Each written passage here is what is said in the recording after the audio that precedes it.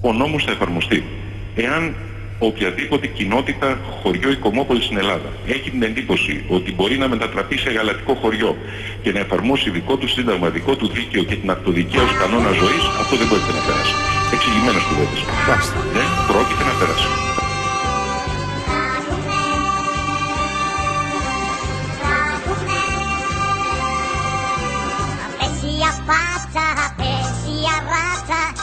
Του τρελός να μας πιάσει.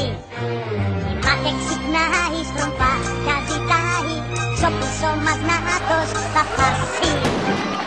Όπως είναι πιαγιά μας, φιλαράκι παλιό και χορός τρελός. Τα δακρυγόνα κάνουν την ατμόσφαιρα αποκριτική. Ο κόσμος προσπαθεί να φύγει τρέχοντας. Το χωριό είχε μετατραπεί.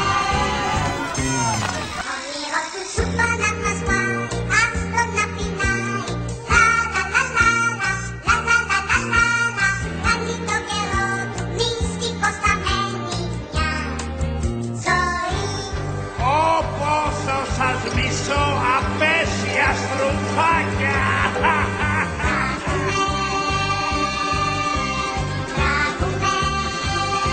Αυτό είναι ένα από τα δακρυγόνα που βρέθηκε στην αυλή του σχολείου.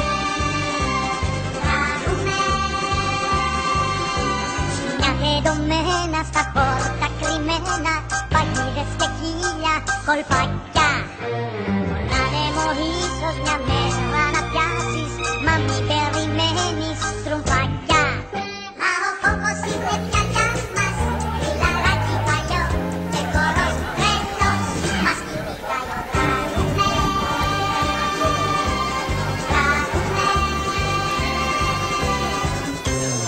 Απέσια μικρά στρουμφάκια! Ο νόμος θα εφαρμοστεί. Σίγουρα θα βρω τον δρόμο για το στρουμφό χωριό σας!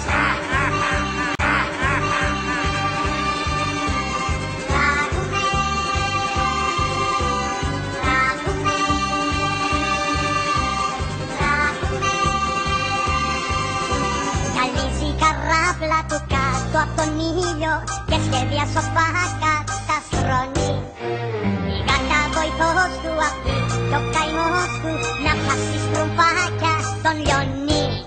Μα ο φόβος είναι πιαγιά μας, φιλαράκι παλιό και χορός τρελός, μας κυνηγάει ο δράκουνε.